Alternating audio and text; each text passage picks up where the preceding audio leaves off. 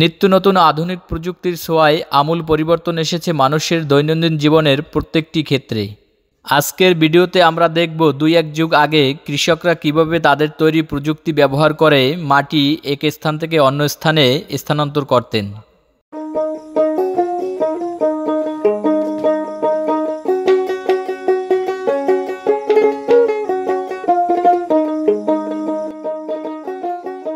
প্রাচীন যুগে মানুষের ডিজিটাল যন্ত্র না থাকলেও আধুনিক ও প্রযুক্তিগত জ্ঞানের অধিকারী ছিলেন।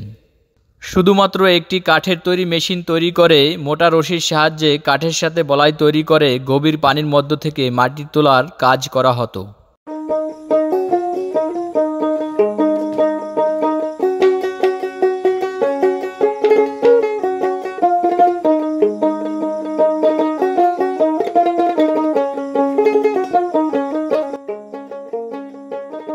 কিন্তু সময়ের পরিবর্তনে ভ্যাকুম মেশিন আবিষ্কার করে জটিল ও কঠিন কাজগুলোকে খুব সহজেই করে ফেলেন। তবে কাঠের তৈরি এই প্রাচীন মেশিনটি কোনো প্রকার খরচ ছাড়াই অতি সহজেই কাজ করতে সক্ষম।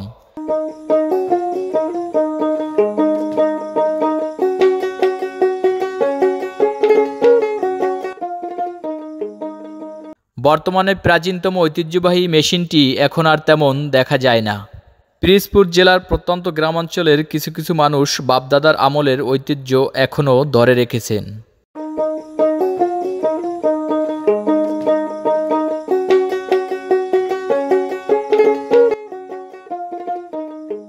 নিম্নভূমি অর্থাৎ প্লাবিত অঞ্চল হওয়ার কারণে এভাবেই মাঝে মাঝে মাটির খনন কাজ করতে হয়।